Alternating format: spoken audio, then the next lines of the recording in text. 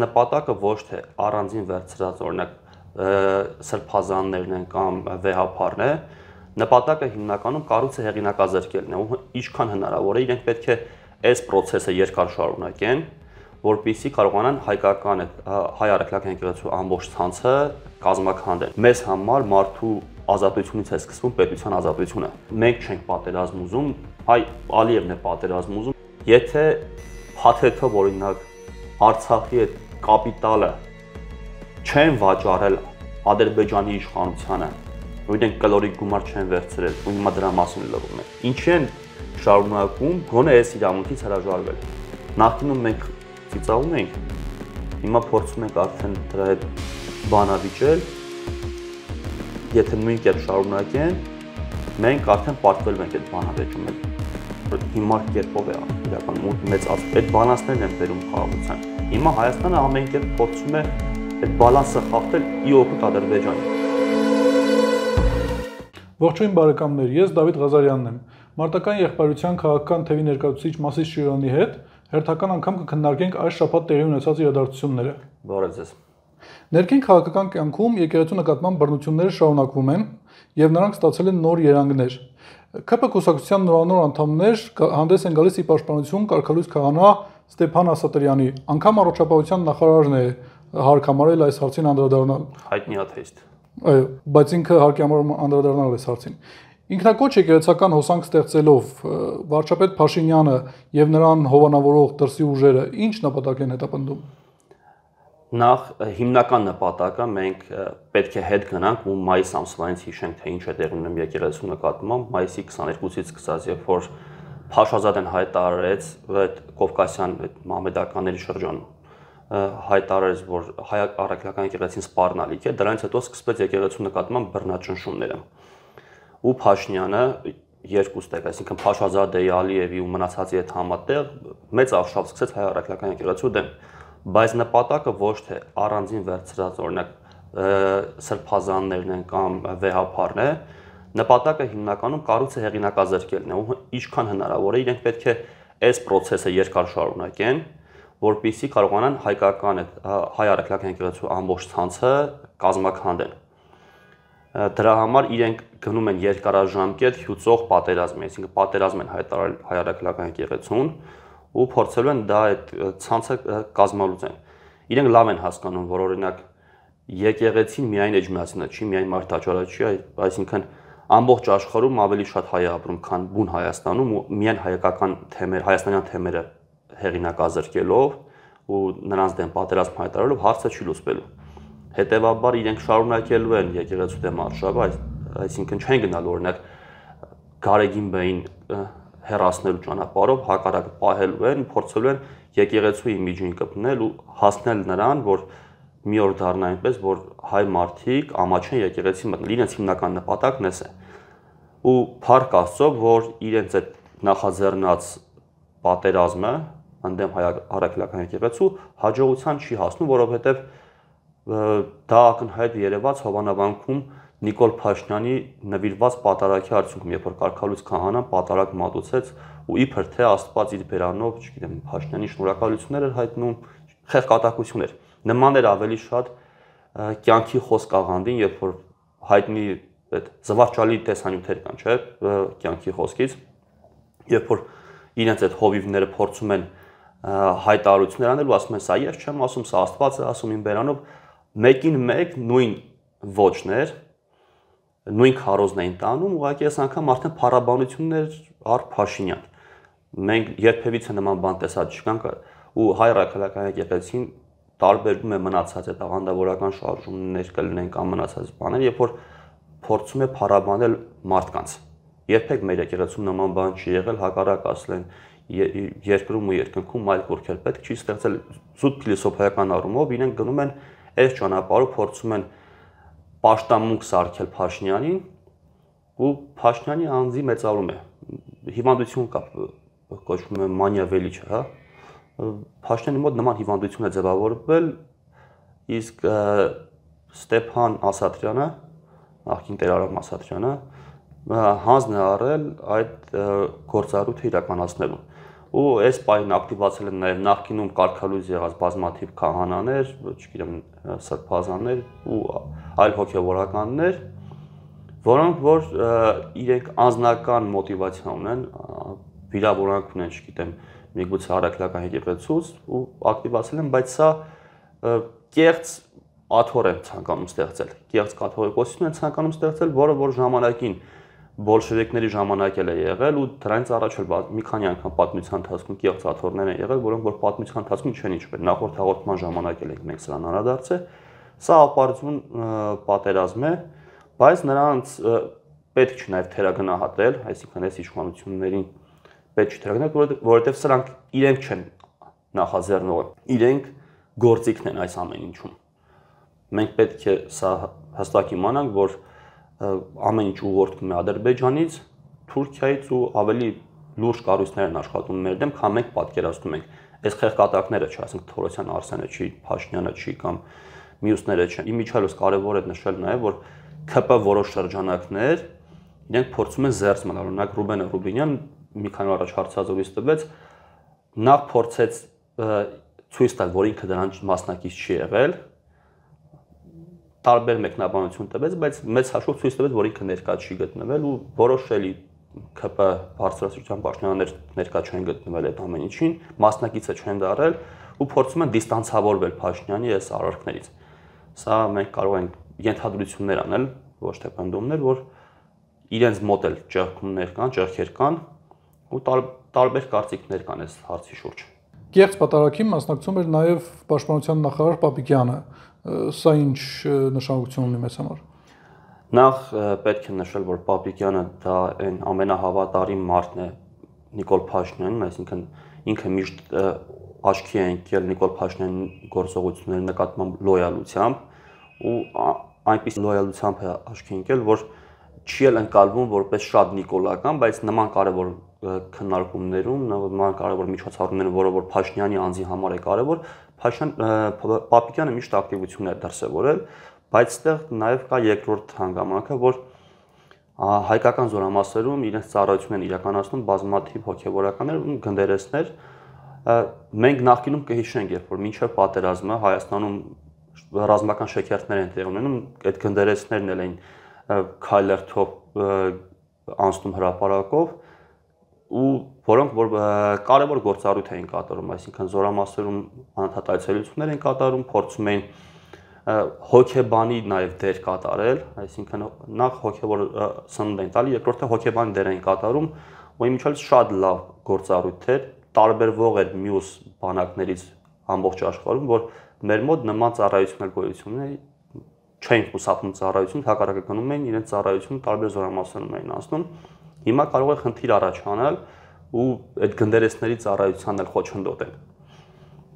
Սա կարող է նաև այդ ուղղությամբ վնաս հասցնել եկեղեցուն էլ, բանակին էլ ու առհասարակ այդ հայկականությանը։ Վերջին շրջանում, այդ թվում նաև հոգևորականների դեմ պայքարում հաճախացել են գաղտնալսումների արդյունքում ձեռք բերված ինֆորմացիայի հիման վրա մեղադրանքի առաջադրումը։ Մի կողմ թողնենք, թե ինչքանով է օրինական մասնավոր խոսակցությունները գաղտնալսելը, ինչն է պատճառը, որ այս գաղտնալսումները, այս ձայնագրությունները հայտնվում են հանրային միջավայրում։ Սա հատուկ ծառայությունների բացթողումն է հերթական, թե որևէ դիտավորություն եք նկատում։ Սրա մասին մենք շատ վաղուց հայտարարություն ենք արել, նաև խոսել ենք մեր հաղորդումների ընթացքում խոսել ենք, դեռ մի 2-3 տարի առաջ էր կարծեմ, երբ որ որոշում կայացվեց, որ ենթադրենք տեսախցիկներին, չգիտեմ, գաղտնալսումներին կարող են հասանելիություն ունենալ օրինակ ոստիկանությունը, մենք ասենք, որ սա խնդիր է իրականում, սա հանգեցնել է լուրջ խնդիրների,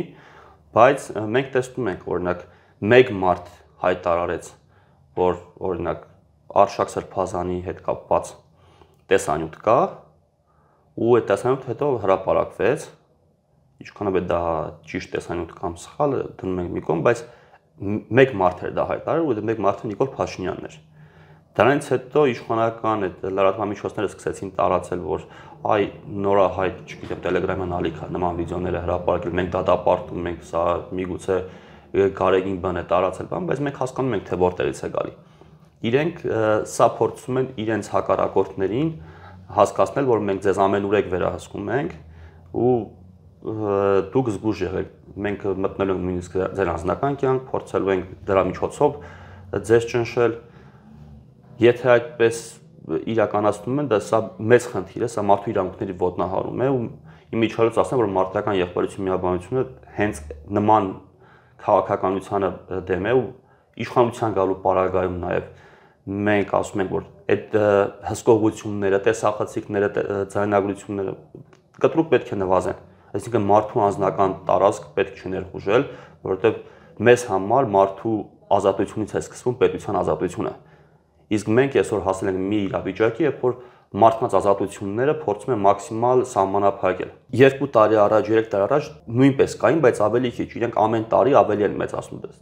Գորտի եփելու մեխանիզմով է, այսինքն սկզբից գոլջերի մեջ դնում են գորտը հաճույք է ստանում, հետո ջերմաշունը բարձրացնում են, սկսում է եռալ ու գորտը չի հասկանում ոնց եռած։ Նույն ձև մեզ են անում։ Ամեն տարի ազատության շեմը նվազեցնում են։ Մենք սրան կատեգորիկ կերպով դեմ ենք ու ասում ենք նաև հենց այս պարագայում է, որ մեզ պետք է ազատություն, այսինքն մարդկային ազատությունը բերելու է անկախության ու ուժեղ պետության։ Մենք դրանով ենք նաև հակադրում, ոչ թե միայն ասում ենք, որ Ադրբեջանն է մեր դեմ կռիվ շարունակում, հա, Ադրբեջանը մեր դեմ կռիվ շարունակում նաև այս կերպով, որովհետև փորձում է տոտալ վերահսկողություն սահմանել Հայաստանում, այլակարգությունը փորձում են վերացնել, միահեծան համակարգ ստեղծել, իսկ դա տանելու է տոտալիտար ռեժիմի, որը որ հաջողություն չի գրանցում, չկա աշխարհում որևիցե մի երկիր, որտեղ որ տոտալիտարիզմը ունեցել է հաջողություն։ Նույնիսկ Իրանը, երբ որ մեր օրինակ падգամավորներից, հա, ԿՊ խմբակցության ղեկավարը Հայկ Կոնջարյանը երբ որ հայտարարում է, որ Իրանը տոտալիտար պետություն է, գլուխը պատով էր տալի, որովհետև օրինակ Իրանում կա համակարգ, կա պետական համակարգ, այդ այաթոլլաների ինստիտուտը կա, բայց Իրանում կան բազմաթիվ կուսակցություններ, Իրանում կա ընտրական համակարգ, որտեղ որ ռեալ պայքար է գնում։ Այսինքն իրենք հիմա կեղծ իրականություն են ստեղծել, իբր թե Հայաստանում կա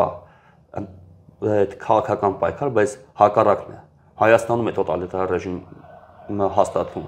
Դեմոկրատիայի բացիոն հռչակ է, բայց իրենք տանում են պետությունը հակառակ ուղղությամբ, փորձում դիրքավորել օրինակ Բելարուսիայի կողքը։ Արտաքին գործերի նախարար Միրզոյանը օրերս հայտարարել էր, որ ադրբեջանական եւ թուրքական կողմերը հրավիրված են Հայաստանում եվրոպական քաղաքական համայնքի համաժողովին, որը կայանալու է 26 թվականի մայիսին։ Նա մասնավորապես նշեց, որ Էրդողանը եւ Ալիևը եւս հրավիրված են։ Անմիջապես, գրեթե անմիջապես պատասխան հնչեց ադրբեջանական կողմից, որ Ալիևը չի պատրաստվում Հայաստան գալ այդ համաժողովի ընթացքում եւ որ ներկա հարաբերությունների մակարդակը թույլ չի տալիս այդպիսի հանդիպում։ Արտգործնախարար Միրզոյանը չէր պատկերացնում նման պատասխան, թե եւս մեկ անգամ պետք էր, որ մեր ժողովուրդը լսի ադրբեջանական պահանջը։ Ես հակված եմ մտածել, որ երկրորդ պատասխանն է, երկրորդ վարկածն է, որ իրենք փորձում են ցույց տալ, որ Ադրբեջանի կողմից կան ճնշումներ ու մենք պետք է շարունակենք մեր զիջումները, բայց այստեղ կարևոր է նաև նշել, որ երբ որ օրինակ մենք անդադ շեշտում ենք, որ մեզ հետ չեն պատրաստում խաղաղության, օրինակ Ադրբեջանը չի պատրաստում խաղաղության, հակառակը ինքը շարունակելու է իր պահանջները, նույնիսկ եթե խաղաղության պայմանագիրը ստորագրվի, ինքը շարունակելու է պահանջները, մեզ ասում են դուք պատերազմ եք ուզում, չէ, մենք չենք ուզում։ Նախ ցանկանում եմ մեզ լսողներին ու դիտողներին ասել, որ մենք չենք պատերազմ ուզում, Ալիևն է պատերազմ ուզում, Ալիևն է պահանջներ ներկայացնում ու Ալիևն է շարունակում է նման կերպ իրեն պայել։ Ու երբ որ այստեղ ներկայացնում է, որ ամեն ինչ լավ է, ամեն ինչ հարթ է, գնում ենք դեպի խաղաղություն, հենց Ալիևն է հայտարարում, որ չկա խաղաղություն, հարաբերությունները նման մակարդակի վրա չեն, որպեսզի հանդիպումներ տեղ ունենան, օրինակ մեկը մյուսի երկիր գնա, նման ֆորմատով հանդիպումներ տեղ ունենան, ու դրա համար ասում ենք սա կեղծ օրակարգ է, ու երբ որ մեզ հակադարձում մենք ինչ ենք ասում ենք հակառակը մենք այնպես չէ որ մենք պատերազմ ենք ուզում, մենք կռիվ ենք ուզում, բայց այն ինչ որ իրենք անում են, սա խաղաղության չի բերելու։ Իսկ որպեսզի հնարավոր լինի խաղաղ լինել, պետք է առաջին հերթին ունենալ մարդունակություն, պետք է ունենալ դիմադրության ցանկություն, նախ առաջին քաղաքական դիմադրության, երբ որ մենք շեշտում ենք դիմադրություն, դա չի նշանակում որ ավտոմատները վերցնելու են, գնանք սկսենք կրակել Ադրբեջանի վրա, չէ, նախ պետք է քաղաքական դիմադրություն ցույց տալ, այսինքն մեկ անգամ կանգնել ու ասել չէ, բայց դրա համար ինչ է հարկավոր, հարկավոր է այնպիսի քայլեր անել, ինչպիսին չի անում ԿՊ-ն,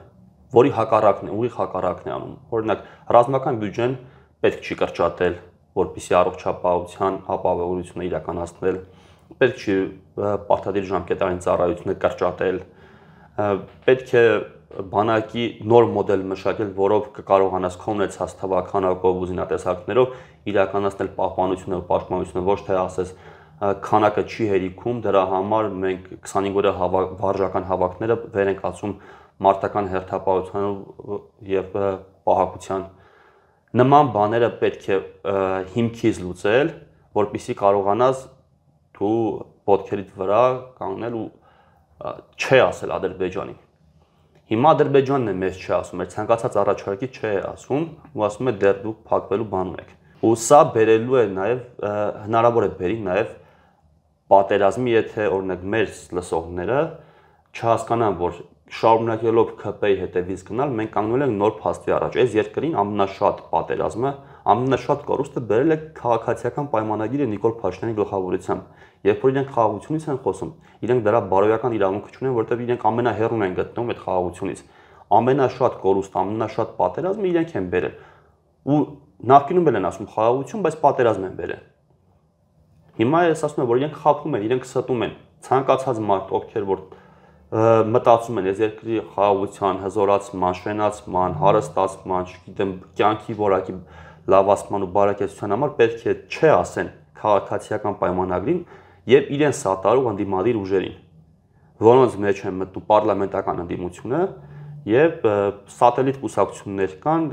պարլամենտից դուրս, որոնք որ կարելի ասել այլ բան չեն ասում, քան քաղաքացիական պայմանագիրը։ Դրա համար ես առաջարկում եմ, որ այն մարդիկ, ովքեր որ ցանկանում են լավ ապրեն, ցանկանում են ապահով ապրեն, կարող են միանալ, մասնակցել, մաս է կազմել մարտական եղբայրության եւ նրա կողմից ստեղծվելիք կուսակցության, միասին գնանք այն ճանապարհով, որը որ մեզ կբերի ռեալ բարեկեցություն, ռեալ ապահովություն։ Մենք այնպես չի որ երազում ենք պատերազմի մասին, այնպես չի որ ցանկանում ենք կռվել։ Բազմաթիվ անգամներ ենք ասել, մեզանից շատերը պատերազմի մասնակցելու ոչ միայն զոհվելու համար, այլ ապրելու համար պատերազմի պայմանները լավը չեն։ Այնպես չի որ երազում ենք, չգիտեմ, դաշտերում ապրել, երազում ենք անհարմար պայմաններում լինել, կոշիկ չհանել, շորտ չհանել, չլողանալ, չլվացվել, գիշեր ցերեկ կեղտի փոշու մեջ գտնվել, մի օր ուտել, մի օր չուտել, որովհետև ոչ թե ուտելիք չկա, այլ իրավիճակը թույլ չի տալի։ Դրա մասին մենք էլ չենք երազում։ Ամենաշատը մենք չենք ուզում, որ դա կրկնվի։ Բայց դրա այլընտրանքը հանձնվելը չի։ Դրա այլընտրանքը գիշեր ցերեկ աշխատելն է։ Ես երբ որ ծառայում եմ բանակում ամեն ուր է կպցրած, այսօրվա թափած քրտինքը գրավականն է, որպեսզի վաղ այրուն չթափենք։ Իսկ քաղաքացիական պայմանագիրը հակառակը քարոզում է, որ այսօր հասկեր լավ ապրի, հետո թե ինչ կլինի Աստված գիտի։ Իլհամ Ալիևը հայտարարել էր, որ ադրբեջանական կողմը այսուհետև արգելքներ չի սահմանելու հայկական տարանցիկ բեռների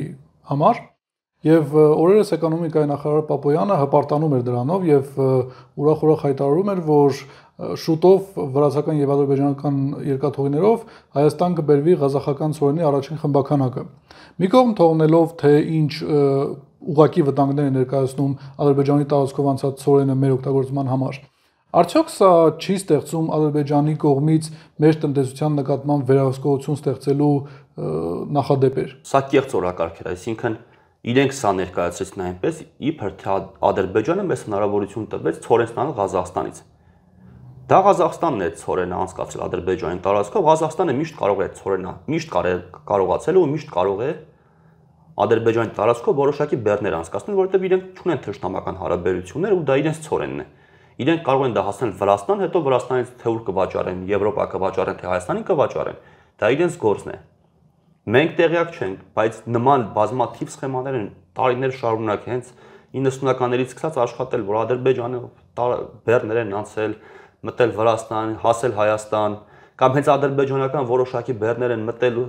տեղափոխվել, խնձորների պատմություն կար հայտնի,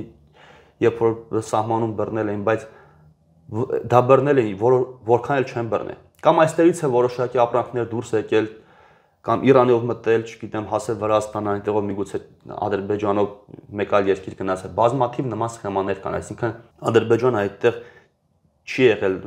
միջնորդ պետություն, տարանցիկ երկիր ուղիղ դեպի Հայաստան։ Ադրբեջանը եղել է ուղղակի տարանցիկ երկիր դեպի Վրաստան,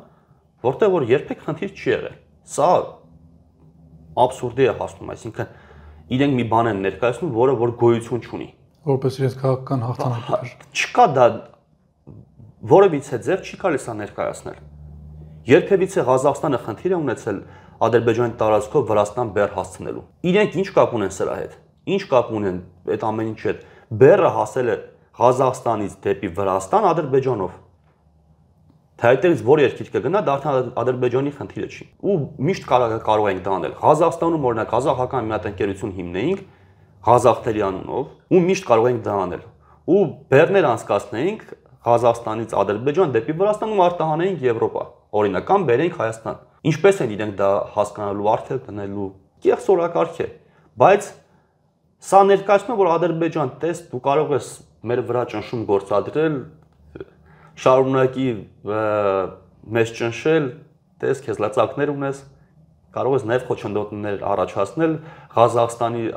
առջև ճանապարհները փակել, ղազախական ցորեն ճանապարհը փակել, որպեսզի չհասնի Վրաստան, որտեղ այդ ցորենը գալիս է Հայաստան։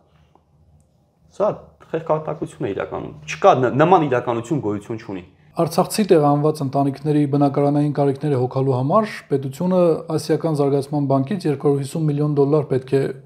վերցնի 27 տարով։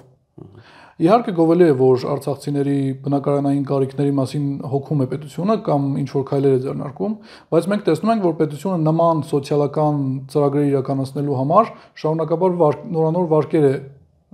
ներառում տնտեսության մեջ։ Ինչ հետևանքներ ունենալու սա պետության համար եւ արդյոք սա կայուն տնտեսական մոդել է անդադ արտաքին պարտքը մեծացնելը։ Նա սկսենք նրանից, որ այդ արցախցիները իրենց բնակարաններից բռնի ուժով են զրկվել։ Հայաստանի Հանրապետություն դրա հետևից չի գնում։ Ինքը որպես իր հայրենակիցների առաջի հերթին պաշտպան պետք է հայցեր ներկայացնել ընդդեմ Ադրբեջանի, որպեսզի փորձեր այս մարդկանց հարցերը կարգավորել, այսինքն իրենք սրանով փորձում են վարկ վերցնել ու այս թեմաները փակեն։ Բայց աշխարհում կա մի քանի իրավունք, որոնք որ միջազգային կոնվենցիաներով են հաստատված, բոլոր պետությունները դրատակ ստորագրել են, որոնցից կարևորներից մեկը սեփականության մասին իրավունքն է։ Արցախում բնակվող մեր հայրենակիցները իրենք սեփականության տեր են եղել։ Եթե իրականում չկան խնդիրներ, այսինքն որոշակի քաղաքական գործիչներ, շերտեր դրա դիմաց փոխհատուցում չեն ստացել, որի մասին բազմաթիվ խոսակցություններ կան, օդում պահպած լուրեր կան, որ օրվա իշխանությունները, նախկին իշխանությունները բոլորը մաս են կազմել ու մեծ գործարք է տեղի ունեցել։ Հիմա ինչ են իրենք օրինակ այդ սեփականության իրավունքից փորձում հրաժարվել, այդ մարդկանց սեփականության իրավունքից։ Մենք գիտենք, որ Թուրքիայից տեղահանված հայերի ժառանգները մինչև այսօր դատական process-ների մեջ են Թուրքիայի հետ սեփականության իրավունքի հետ կապված։ Այսինքն գումարներ, հողեր, չկեմտաններ դրա հետ կապված մինչև այսօր գնում են նման դատավարություններ, նման process-ներ։ Հիմա եթե փաթեթով օրինակ Արցախի այդ կապիտալը չեն վաճառել Ադրբեջանի իշխանությանը, ու իրենք կլորիկ գումար չեն վերցրել, ու հիմա դրա մասին լռում են։ Ինչի են շարունակում գոնե այս իրավունքից հրաժարվել։ Սա աշխարհի համար ընդունելի իրավունքի ձև է։ Ու եթե այդ իրավունքն է խախտվի, աշխարհը կարող է այլ աշխարհ դառնալ, բայց ամբողջ աշխարհը սրա շուրջ ունի համաձայնություն, կոնսենսուս, ասում եմ, միջազգային կոնվենցիաներ կան ստորագրված, որի արդյունքում կապիտալը դա սրբություն է, կապիտալի սեփականության իրավունքի հետ կապված ոչ մի առարկություն չկա։ Հիմա ինչի են հրաժարվել։ Առաջի հերթին սրան պետք է հղում անել։ Ու մեր արցախահայությանն էլ եմ ասում, ձեր տները, ձեր տան այդ վկայականները, դուք դրանով կարող եք նույնիսկ միջազգային դատարաններ դիմել։ Եթե իրավապաշտպան ընկերություն, կազմակերպություններ կան, չգիտեմ, մարդիկ կան, ովքեր որ կարող են հանձն առնել, իրենք կարող են այս հարցերը բարձրացնել միջազգային հարթակներում ու դրա դեմ Ալիևը ոչինչ չի կարող անել։ Մենք ինչքան էլ որ ասենք այսօր ուժի իրավունքն է, բայց իրավունքն էլ ուժ ունի։ Դեռ ամբողջությամբ փլուզված չէ իրավունքի ուժը։ Սեփականության մասին իրավունքը գործում է։ Ու եթե դուք, ասենք, հազարամյակով դուք տեղ եք եղել, ամենամեծ իրավունքի տերն եք եղել Արցախում, սեփականության տեր եք եղել ու ձեզնից դա խլել են, ու հիմա ոչ մեկ ձեր իրավունքների հետևից չի գնում, նշանակում է հարցեր կան, ձեզնից անկախ որոշ մարդիկ իրենց ձեռքերը տաքացրել են, չգիտեմ, առուծախ են արել, մեծ գործարքներ են տեղի ունեցել, դրա համար իրենք փորձում են, ասենք, վարկերով ժողովրդի աչքերը կապել, վարկ են վերցնում հաս կարգավորել։ Հա շատ լավ է, որ այդ մարդկանց հարցերը այստեղ կարգավորում են, Բայց դառնում է հարկատուների հաշվին ապագայում։ Մեր հայրենակիցներն են խնդիրը ստեղ չի, խնդիրն ավելի խորքային է։ Պետք է հասկանալ, թե ինչի են մյուս հետևից չեն գնում։ Մենք ես դու սպիտակից ենք աղետի գոտուց, հա, մեր քաղաքը Գյումրին կառուցվել է, չէ՞, հարկատուների հաշվին է կառուցվել, ավերվել է մարդիկ անտուն են մնացել։ Ես կարծում եմ, որ սա խնդիր չի վարկի միջոցով հարցերը փակել, մարդկանց բնակարանով ապավել, որովհետև տնից տեղից զրկված են, բայց այնտեղ իրավունքից ինչ են հրաժարվում։ Ու բազմաթիվ արցախահայության այդ ներկայացուցիչներ, ովքեր որ պաշտոններ են զբաղացրել, ովքեր որ հսկայական կապիտալ են կուտակել հենց այդ նույն Արցախի հաշվին, իրենք սրա համար պետք է պատասխան տան, ասենք այդ մարդկանց բնակարանները, այդ մարդկանց հնարավորությունները իրենց այդ մի քանիսի ձեռքն են։ Հայաստանը փոքր երկիր է, գիտենք, կանգնում ենք շենքերի, չգիտեմ, բիզնեսների մոտ, ասում ենք սա սրանն է, նա նրանն է, գիտենք, չէ՞։ Աշխատողներ կան, գիտենք ովքեր են վերահսկում։ Մենք դեմ չենք մասը կազմելու արցախահայերի եւ մյուս հայրենակիցների բնակարանային ապահովման հարցին։ Ամեն դեպքում կցանկանայի, որ դուք մարտական եղբայրության տեսակետը նշեք արտաքին պարտքի շարունակական մեծացման այս տենդենսին եւ որն է լինելու ձեր քաղաքականությունը։ Արտաքին պարտքը իրականում հիմար կերպով է իրականում մեծացվում, որովհետեւ այն ներդրումները, որոնք որ իրենք իրականացնում են, բազմաթիվ անիմաստ ու միգուցե նաև կոռուպցիոն ռիսկեր են պարունակում։ Օրինակ դպրոցներ են սարքում միտեղ, որտեղ ենթադրենք ներս մտնող չկա այդ դպրոցը, որովհետև գյուղը դատարկվել է, գյուղերը դատարկվում են, կամ շինարարություններ են իրականացնում, որը որ այս բային քեզ հավելել արժեք չի տալի, այսինքն հնարավորություն չի տալի ինչ-որ նոր գործունեություն ծավալելու։ Էներգետիկ համակարգ իրեն կարգի չեն բերում, ինչքան որ ասում են հեծ է հիմա, չգիտեմ, հեծ է չէր խնդիրը, հեծնել է խնդիր։ Մենք հայտարարում են, որ օրինակ բյուջեն կրկնապատկել են 18 համեմատ իրենք բյուջեն կրկնապատկել են, եթե բյուջեն կրկնապատկել են, ինչի է պետական պարտքը այսքան մեծացել ու ինչի է առհասարակ լուրջ փոփոխություններ տեղի չեն ունեցել։ Նամանավանդ որ այսօր ի տարբերություն նախկին, օրինակ բանակն էլ է, բանակի թիմն էլ է կրճատվել, ռազմական այդ ծախսերն են իրենք շարունակում կրճատել, լիքը խնդիրներ են իրենք առաջացնում ու գումարները իբր թե հոսքերը, բյուջեի հոսքերը մեծանում են, բայց իրենք շարունակում են արտաքին պարտ ներգրավել։ Սա ոչ տրամաբանական է, բայց քանի որ մենք իրական թվերին չենք տիրապետում, այսինքն իրական ծախսերը չենք կարող մանրամասն ուսումնասիրել, հա կարող են բացել հասկանալ որտեղ ինչ տենդեր հայտարարվել, ինչ են արել, բայց ավելի մանրամասն, ավելի խորությամբ չենք կարող ունենալ, դա պետության իշխանությունների մենաշնորհն է, իրենք են ավելի լավ տիրապետում այդ ամեն ինչին։ Մենք ուղղակի կարող ենք ասել, որ նկատելի փոփոխություններ տեղի չեն ունեցել բյուջեի կրկնապատկման արդյունքում, այսինքն երկու անգամ Հայաստանի Հանրապետությունը պետք է ավելի լավ ապրեր, բայց ավելի լավ չի ապրում։ Նշանակում է այդտեղ խնդիրներ կան, բայց դա մենք կպարզենք, երբ որ իշխանությունը մենք կլինենք ու վաղ թե ուշ մենք ենք լինելու, վաղ թե ուշ այդ ամեն ինչը ջրի երես է դուրս գալու ու հասկանալու ենք, թե ովքեր են նաև այս process-ների մասնակից ու իրականում ինչ են իրականացրել, որովհետև այն տնտեսական ակտիվությունները, որը որ Հայաստանում նկատվում է, հիմնականում IT ոլորտին է վերաբերվում, որը որ իրենցից կախված չի, այսինքն իրենք լինեին, չլինեին, այդ ընկերությունները արտաքին աշխարհից են աշխատում, գումարներ են գեներացնում դեպի Հայաստան, ռուս-ուկրաինական պատերազմի արդյունքում են բազմաթիվ դրելոկանտներ հայտնվել Հայաստանում ու մեծ գումարների հոսք է եղել, որի հետ իրենք նույնպես կապ չունեն, այսինքն դա բյուջեի հետ չի կապված, իրենց լավ աշխատանքի հետ չի կապված, մնացածը այսինքն հանելուկ է։ Երկու անգամ բյուջեն ավելացել է, բայց հայ մարդը երկու անգամ լավ չի ապրում։ Ժողովուրդ, դուք երկու անգամ ավելի լավ չեք ապրում, քան 2018-ին էր։ Ձեր կյանքը երկու անգամ չի լավացել, դուք ինքներդ նայեք, իրենք ձեզ փորձում են թվերով համոզել, որ դուք երկու անգամ ցույցել եք լավ ապրել, բայց դուք միգուցե 10% ավելի լավ եք ապրում կամ լավ չեք ապրում։ Բայց տեսեք, դուք ձեզ խաբում են մի խոսքով, ու մենք ասում ենք, որ մենք չենք լինելու այդ պոպուլիստական հայտարարությունները չենք անելու, չենք ասելու, որ գալու ենք ու դուք 5 անգամ եք լավ ապրելու, չէ։ Մենք հենվելու ենք այն ամեն ինչը, ինչը որ ռեալում մենք ունենք, ոչ թե թվեր ենք փորձելու նկարել, այլ փորձելու ենք գիշեր-ցերեկ աշխատելով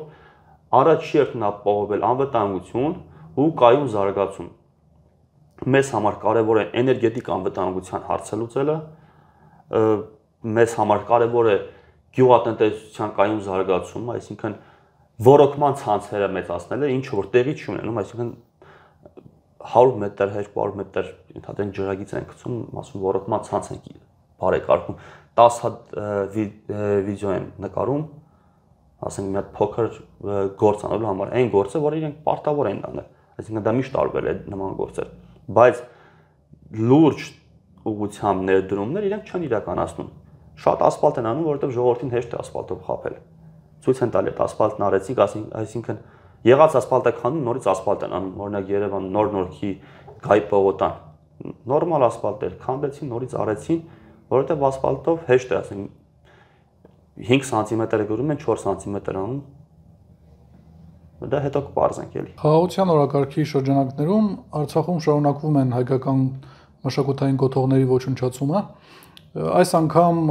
Monument Watch-ը ահազանգում է Սուրբ Ներսես մեծ եկեղեցու դրության մասին։ Այս եկեղեցին վնասվել էր պատերազմի օրերին, ուղղակի հարվածներ էր ստացել ադրբեջանական կողմից, եւ մարդիկ տեսնելով ադրբեջանական Telegram-ալիքներում տարածվող նոր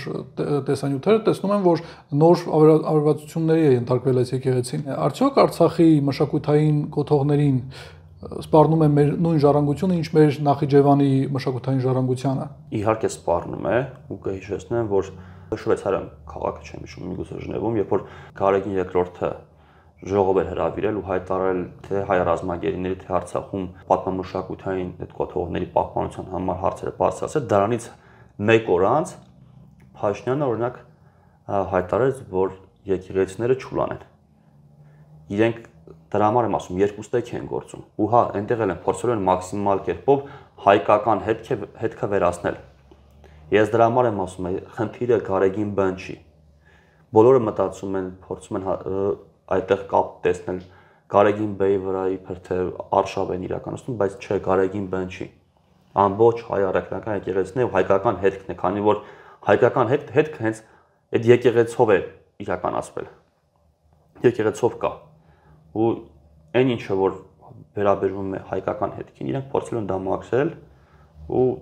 կհիշեք, օրինակ տարիներ առաջ երբ Ադրբեջանը որոշակի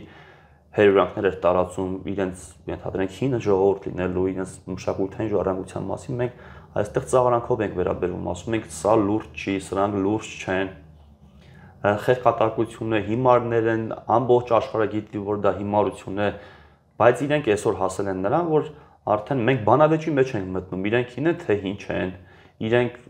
մեր դպրոցական դասագրքերի մեջ փորձել են մտցնել Ադրբեջանի հետ կապված որոշակի նյութեր, որ կասկած է առաջանում, ասենք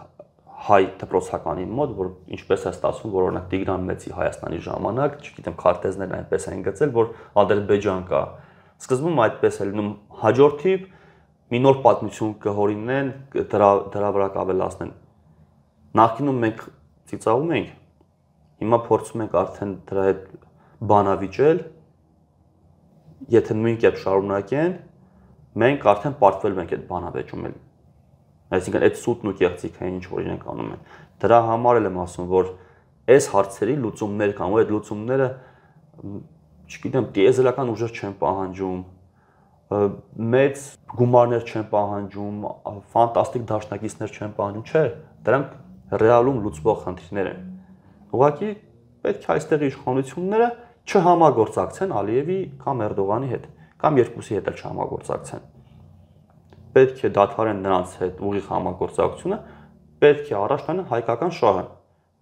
Ու դրանից ոչինչ տեղի չունենա, դրանից այնպես չի, որ Թուրքիան ու Ադրբեջանը կհարձակվեն Հայաստանի վրա։ Կամ այնպես չի, որ մենք պետք է անպայման գնանք Ռուսաստանին խնդրենք, ասենք, արի մեզ պաշտպանի, այնպես ինչպես Արցախում պաշտպանեցիր, չէ։ Նման կերպ չի, մենք պետք է հասկանանք, որ մենք, եթե մեզ համարում ենք հին ժողովուրդ, հին պետություն, պետք է հասկանանք, որ մենք մեծ ենք արդեն։ 3 տարեկան երեխա չենք, որպեսզի մեծ եղբայր, հոր եղբայր փնտրենք։ Մենք կարող ենք սեփական ուժերի վրա հենվելով մեր հարցերը կարգավորել։ Ինչպես մարդն է կարողանում իր հարցերը ինքն իրենով կարգավորել ու այդ ժամանակ ձեռք է բերում ընկերներ, գործընկերներ, բարեկամներ, նույն կերպ պետություններն են, եթե մենք ինքներս չհենվենք մեր սեփական ուժերի վրա, ցույց չտանք, որ մենք ցանկություն ունենք պետություն ունենալու, ցույց չտանք, որ մենք ցանկություն ունենք սեփականը պաշտպանելու, ու օրինակ պատմամշակութային այդ ժառանգությունը, հա, ու ցանկանում ենք պաշտպանել, դրա մասին բարձրաձայնենք, մեզ փորձելու են այդ պատմությունից հեռացնել, այս դաշտից հեռացնել ու դադարելու է Հայաստանի Հանրապետությունը գոյությունել, բայց ես վստահ եմ, որ սա ժամանակավոր բնույթ է կրում։ Դրա համար եմ ասում, մի հավատացեք ԿՊ-ին, հակահայկական, հակապետական կառույց է։ Ու դրա պատասխան իրենք վաղ թե ուշ ստանալու են։ Ես կարծում եմ, որ շատ վաղ ժամանակներում շատ շուտ հասնելու են նրան, որ ԿՊ-ն կանգնելու է դատարանի առաջ ու ինքը պատասխան տա, թե ինչ է արել Հայաստանի Հանրապետության դեմ, որպես կառույց համարվի դավաճանական հակապետական կառույց օրենքով։ Միացյալ Նահանգների միջնորդությամբ Իսրայելի եւ Համասի միջև կնքված խաղաղությունը արդեն մոտեցավ ավարտին եւ նորից սկսել են պաղեստինցիներ զոհվել, Իսրայելը նորից հարձակման է անցել, արդեն մեկ այլ պատրվակով եւ այս պատրվակները թվում է թե անսպառ են Իսրայելի կողմից։ Նույն համատեքստում Նիկոլ Փաշինյանին Փարիզում հարց տվեցին Ադրբեջանի եւ Հայաստանի միջև խաղաղության ընթացքի վերաբերյալ եւ նա շնորհակալություն հայտնեց Միացյալ Նահանգների նախագահին խաղաղության ընթացքը կարգավորելու եւ այն վերահսկելու համար։ Մենք տեսնում ենք, որ Միացյալ Նահանգները այնքան էլ չի կարողանում վերահսկել իսրայելական կողմին։ Որն է մեր երաշխիքը, որ նրանք կարողանալու են վերահսկել ադրբեջանական կողմին։ Ինչու հայկական կողմը անդադ ձեր նախորդ պատասխանի ընթացքում ընչեցված հորեղբոր փնտրտուքի մեջ։ Սա էլ է կեղծ օրակարգ է, այսինքն այնպես չի որ Փաշինյանը ենթադրենք ինքը փորձում է խաղաղություն հաստատել, ինքը փորձում է ուղղակի ցույց տալ, որ հենց ինքը կարող է հարցերը կարգավորել մեկ օր ավել իշխանություն ունենալու համար։ Զուտ այսպես է, որովհետև օգոստոսի 8-ի այդ փաստաթուղթը երրակողմ չի նախ, պետք է հիշենք։ Ինքը երկկողմ է։ ԱՄՆ-ն այդտեղ ունի վկայի կարգավիճակ։ Ու դա նույն փաստաթուղթն է, ինչ որ նոյեմբերի 9-ին է ստորագրվել արդեն, բայց երրակողմ։ Դրանք երկուսն էլ վատ փաստաթղթեր են, Հայաստանի հանձնվելու փաստաթղթերն են։ Ու Փաշինյանը փորձում է անդադ հղում տալ արտաքին ուժերին, որ տեսեք խաղաղություն կլինի կամ եղել է արդեն հարուքանի օր է, երբ որ հայտարարեց, չէ, վերջերս էլ հայտարարեց։ Մենք պետք է հիշենք, երբ որ Փաշինյանը Դուշանբեում Ալիևի հետ հանդիպելուց հետո վերելակային հանդիպման ժամանակ, այդ ժամանակ էլ հայտարարեց, որ խաղաղություն կա, չգիտեմ, գնում է հարցը կարգավորման, սեփական կետից է սկսում տարբեր հայտարարություններ, դրանից հետո էլի խաղաղություն էր։ Բայց դա խաղաղություն չի, որովհետև Ադրբեջանի հետ խաղաղություն կարող է լինել մեկ պարագայում։ Ու այդ պարագան, երբ որ Ադրբեջանը հասկանա, որ մեր վրա հարձակվելով ինքը հարց չի կարողանալու լուծել։ Եթե դա չեղավ, մնացած ցանկացած պարագայում ինքը խաղաղություն չի լինելու, նույնիսկ եթե փաստաթուղթը ստորագրեն։ Ադրբեջանը ուղղակի ցանկանալու է միշտ ավելին ստանալ Հայաստանից, ու դա նորմալ է։ Ցանկացած հարևան պետություններ մեկը մյուսի հետ պատմության ընթացքում երբևիցե պատերազմել են, ու դադարել են պատերազմել այն ժամանակ, երբ որ ուժերի բալանս է եղել։ Կամ աշխարհաքաղաքական մի հատ այնպիսի դաշինքների մեջ են հայտնվել տվյալ պետությունները, որ իրենց դաշինքի ու հակառակորդ դաշինքի մեջ է բալանս եղել։ Այդ բալանսներն են բերում խաղաղության։ Հիմա Հայաստանը ամեն կերպ փորձում է այդ բալանսը խախտել ի օգուտ Ադրբեջանի։ Երբ որ կրճատում է բանակի բյուջեն, կրկնվելու են կրճատում է ծառայության ժամկետը, չգիտեմ, հաջորդիվ կարող է կրճատել բանակի գնումները, ենթադրենք բանակի թվաքանակը կարող է առհասարակ փոխել պայմանագրային դարձնել, այդ ժամանակ է կայտարարին իբր թե պրոֆեսիոնալ բանակ են ստեղծում, բայց սրանք սաղ ի օգուտ Ադրբեջանի քաղաքականություն է։ Ու խոսել, որ ԱՄՆ-ն կարող է, նախ ԱՄՆ-ն չի, ուղղակի Թրամփի ստորագրությունն է այդտեղ դրված, հաջորդիվ Թրամփը մի քանի տարուց էլ նախագահ չի լինելու, հա, նոր նախագահ ունենալու, դա առ ոչինչ է հայտարարելու այդ հռչակագիրը, որտեղ որ Թրամփը ուղղակի վկա է։ Իսկ մենք հույս ունենանք, որ Ադրբեջանը պահելու է իր պարտավորությունը, այդ մանկամտություն է։ Ասում եմ, միակ տարբերակը, երբ որ մենք տեղում ուժեղ կլինենք, կկարողանանք զսպել Ադրբեջանին, որպեսզի չգնա Հայաստանի վրա հարձակման։ Այլապես իրենք մեր բոլոր ստրատեգիական բարձունքները վերցրել են, չեն տալիս։ Ինչի համար են վերցրել, ասենք, ջերմուկի բարձունքները։ Չգիտեմ, այնտեղ օրինակ լավ պայմաններ կա գյուղատնտեսություն զարգացնելու, դրա համար է վերցրել։ Ներեցեք Արարատ Միրզոյանը այդ բարձունքներին ասում է մի փոքր տարբերություն, ասում է Հայաստանի Հանրապետության տարածքը նույնն է, ուղղակի մի փոքր տարածքներ։ Բայց դրանք ստրատեգիական նշանակության բարձունքներ են, որտեղից կարելի է հրաձգային տեսակի զինատեսակներից կրակել ու փակել Սյունիք տանող ճանապարհը։ Իրենք ստրատեգիական մտածողություն ունեն։ Այստեղ հակառակ, այստեղ ներկայացնում են այդ ամեն ինչը, փորձում են արդարացնել Ադրբեջանի արած գործողությունները։ Համոզում են իբր թե խաղաղություն են բերել։ Սա ուղղակի խեղկատակություն է, բայց սրա վերջը շուտով գալու է։ Այնպես չի, որ սա շարունակվելու է։ Իրենց, ասում եմ, իրենց թիմում է ճեղքեր գնում։ Նույն Ռուբինյանը, հա, երբ որ ասում է 19 հոկտեմբերի 19-ին 2020 թվականի Փաշինյանը պատրաստ էր բոլոր շրջանները հանձնել, բայց կռիվը կանգնացնել։ Սա խոսում է նրա մասին, որ Փաշինյանը արդեն հոկտեմբերի 19-ին էր պատրաստ հանձնվելուն։ Ինքը շատ նուրբ ձևի ցուցմունք է տալիս արդեն Փաշինյանի դեմ։ Իր համար ապահովություն է փնտրում։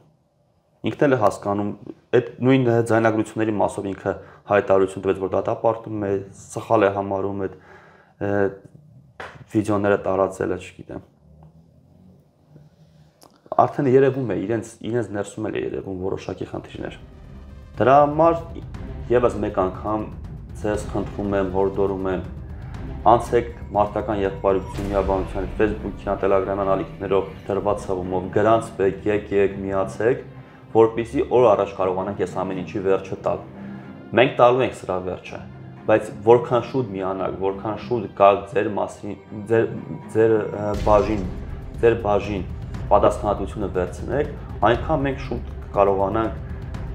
սրան վերջ տալ ու սկսել նոր կերպով Հայաստանի պետականության ամրացումը։ Այն պետականության, որի մասին որ բոլորս երազում ենք։ Մենք բոլորս էլ հասկանում ենք, չէ՞ որ մի բան այն չի։ Բոլորս էլ հասկանում ենք, որ ամեն ինչ սխալ է գնում։ Ու հոգու խորքում բոլորս ավելի լավ երկիր ենք ուզում, ավելի ապահով երկիր ենք ուզում ու ավելի շեն երկիր ենք ուզում։ Դրա համար միացեք եւ միասին մենք կարող ենք ամեն ինչ անել ավելի լավ ու ավելի շուտ։